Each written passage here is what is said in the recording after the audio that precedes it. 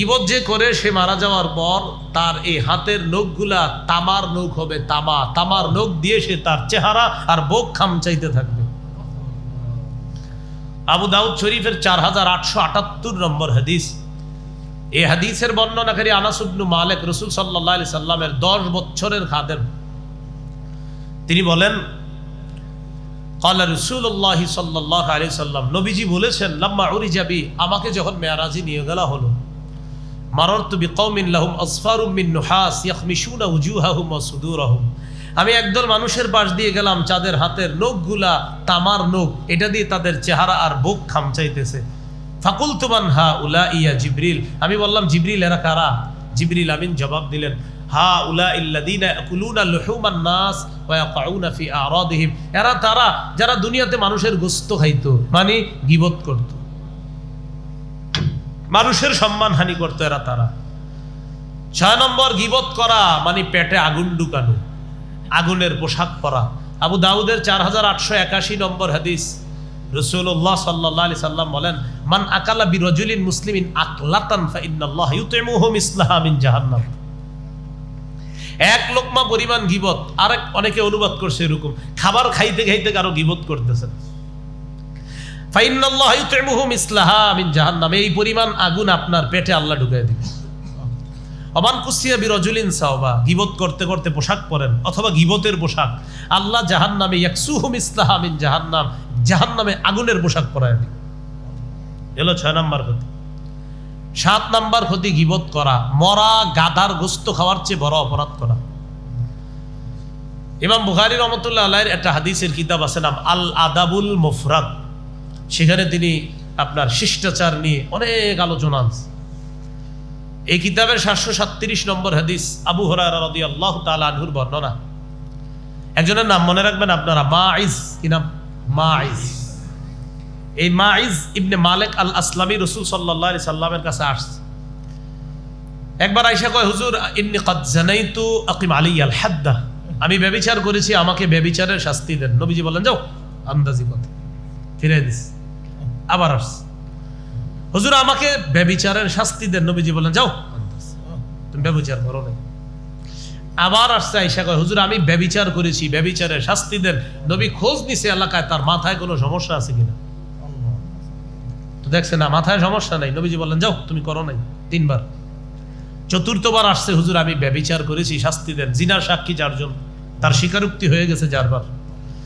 ফারাজামাহুন নবী সাল্লাল্লাহু আলাইহি সাল্লাম ফির রাবিআ, 4র্থবার তাকে পাথর মারার ব্যবস্থা করলেন। পাথর মারা হলো, তাকে হত্যা করা হলো, ব্যভিচারের শাস্তি তার উপর প্রয়োগ করা হলো, তার লাশ পড়ে আছে। এখান থেকে একটু মন দিয়ে শুনেন, লাশ পড়া। ফামাররা বিহি রাসূলুল্লাহ সাল্লাল্লাহু আলাইহি ওয়াসাল্লাম ওয়া মাআহু নাফারুম মিন আসহাবিহি, নবীজি লাশের পাশ দিয়ে অতিক্রম করলেন, তার সাথে একদল সাহাবী নবীজির সাথে ছিলেন। নবীর একদল সাহাবা নবীর সাথেই ছিলেন। সাহাবীদের মধ্যে 2 জন ওই তার লাশ দিকে তাকায় বলতেছে, ইন্না হাদাল খাইনা আতা রাসূলুল্লাহ সাল্লাল্লাহু আলাইহি সাল্লাম মিরারা, এই ব্যক্তি নবীর কাছে বারবার আসছে, কিন্তু বলছে কি জানেন, খাইন মানে গাদ্দার, এই খেয়ানতকারী নবীর কাছে বারবার আসছে। নবী তাকে বারবার ফিরাইয়া দিস। 4র্থবার আসার পর একদম ঠিক আছে। কুতিলা কামা ইউক্তালুল কালবু, কুকুরের মতো তাকে হত্যা করা হয়েছে। নাউজুবিল্লাহ বলি। কথাটা নবীর পছন্দ হয়নি। নবীজি কিচ্ছু বলে নাই। সাকাতা আনহুমুন নবী সাল্লাল্লাহু আলাইহি সাল্লাম, চুপ রইলেন। সামনে গেলেন, ফামাররা বিজিফাতি হিমার, একটা মরা গাধার পাশ দিয়ে অতিক্রম করলেন।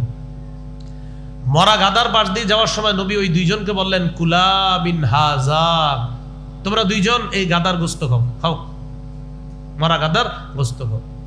ওই 2 জন অবাক, আমিন জিফাতি হিমার ইয়া রাসূলুল্লাহ, হুজুর মরা গাধার গোশত কেন খাবো? নবীজি বললেন, আল্লাযী নিলতুমা মিন ইরজি আখিকুমা আনিফান আকসার, এই মাত্র যে তোমাদের ভাইয়ের ব্যাপারে সমালোচনাটা করলা, এটা এর চেয়ে বড় অপরাধ করছো। তো বড়টাই করতে পারলা, গাধার গোশত খাওয়া হারাম, মরা গাধার গোশত খাওয়া, এর চেয়ে বড় হারাম করছো তোমার ভাইয়ের, যে তুমি তার ব্যাপারে তোমরা 2 জন যে কথাটা বললা, তো বড়টাই করে ফেললা, ছোটটা করলে সমস্যা কি? খাও খাও খাও। মরা গাধার গোশত খাওয়া হারাম, এর চেয়ে বড় হারাম তোমরা যে তার ব্যাপারে কথা বললা। দেখেন নবীজি এখানে ধমক দিয়েছেন। নবীজি বললেন, যার ব্যাপারে তোমরা বললা কুকুরের মতো হত্যা করা হয়েছে, ওহির মাধ্যমে আমি জানলাম ইন্নাহু ফি নাহরিম মিন আনহারিল জান্নাতি ইয়াতাগাম্মাস, এই মুহূর্তে সে জান্নাতের নদীতে সাঁতার কাটতেছে। এই জন্য কারো সমালোচনা করার আগে আপনি নিজের মধ্যে আনবেন, আমি যার সমালোচনা করলাম সে যদি জান্নাতি হয়, বিপরীতটা যদি আমি হয়ে যাই আল্লাহ না করেন, তাহলে তো সে সফল, আমি ব্যর্থ। তাহলে আমি যার সমালোচনা করলাম সে যদি জান্নাতি হয়, সে তো সফল হয়ে গেল। 8 নম্বর ক্ষতি, কারো গীবত করা, মানে মরা ভাইয়ের গোস্ত খাওয়া, মৃত ভাইয়ের গোস্ত খাওয়া। সূরা হুজুরাতের 12 নম্বর আয়াতে আছে, ইউহিব্বু আহাদুকুম আইয়াকুলা লাহমা আখিহি মাইতা, তোমাদের কেউ কি এটা পছন্দ করে যে সে তার মৃত ভাইয়ের গোস্ত ভক্ষণ করবে? বলেন এগুলা কি আমরা কেউ পছন্দ করি?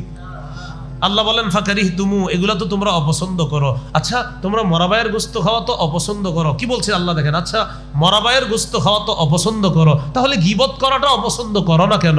কারণ মরা ভাইয়ের গোস্ত খাওয়া আর গীবত করা একই কথা, একটা অপছন্দ আর একটা তোমরা মজা নিয়ে বলো, ঘটনা কি? মরা ভাইয়ের গোস্ত কারো পছন্দ হবে? তো সেটা তো মজা লাগে না। তো আল্লাহ কয় এটা মজা লাগে না, গীবত মজা লাগে কেন? সেটা আর এটা তো একই। ওই যে প্রথমে বললাম, কাবার মক্কা শরীফের মর্যাদা ক্ষুণ্ণ হবে, এটা আমরা কেউ চাই না। একজন মুসলমানের ইজ্জতের মর্যাদা সম্মান তো ওই মক্কার মতো, তো সেটা চাই না, এটা কেন চাই? আল্লাহ আমাদেরকে বুঝার তৌফিক দান করেন। 2 সাহাবীর ব্যাপারে বর্ণনা শোনেন, আপনার আশ্চর্য হবেন, এমন 2 জন নবীদের পরে যারা সবচেয়ে শ্রেষ্ঠ, নবীদের পরে যেই 2 জন সিরিয়ালে, প্রথম একজন এরপর আর একজন, আবু বকর ওমর, নবীদের পরে সবচেয়ে শ্রেষ্ঠ 2 মুসলমান। সফরে গেছে, আস-সিলসিলাতুস সহিহা 2608 নম্বর হাদিস। আনাস ইবনে মালিকের বর্ণনা, সফরে আরবের নিয়ম ছিল, কানাতিল আরব তাখদিমু বাদুহা বাদান ফিল আসফার, সফরে তারা একজন আরেকজনের খেদমত করতেন। আবু বকর ওমর আরেকজন খাদেম সাহেব, নবীও আছে সফরে, বাকি কাফেলা কাফেলা গ্রুপ গ্রুপ বন্টন করা। তো নিয়ম হইছে আজকে আবু বকর ওমর ঘুমাবে, খাদেম সাহেব রান্না করবে। যেমন আপনার দাওয়াত তাবলিগে এরকমই কিন্তু সিস্টেম, একদল আপনার গাশত করবে, ঘুমাবে, আমল করবে, আরেক দল বাজার করবে, রান্না করবে, এটাই তো নিয়ম। তো ওই দিনের নিয়মটা ছিল আবু বকর ওমর ঘুমাবে, খাদেম সাহেব রান্নার ব্যবস্থাপনা করবে। ঘটনা চক্রে ওনারা 2 জনও ঘুমায়, খাদেম সাহেবও ঘুমায় গেছে, তাহলে খাবার রান্না করা হলো না। হাদিসে আসছে নামা ওয়াস্তাইকাযা, আবু বকর ওমর ঘুমিয়েছেন, জাগ্রত হলেন, হওয়ার পর দেখে খাদেম সাহেব ঘুমাইতেছে। ফালাম ইউহাইয়ি লাহুমা তাআমা, খাবার প্রস্তুত করে নাই। ফাকালা আহাদুহুমা লিসাহিবিহি, একজন আরেকজনকে বললেন, ইন্না হাদা লা ইউয়াইমু নাওমা বাইতিকুম, দেখছেন লোকটা কেমনে ঘুমায়, ঘরে যেমনে ঘুমায় এনেও এমনি ঘুমায়। আমার উদ্দেশ্য হলো রান্না না কইরা কেমনে ঘুমাইতেছে।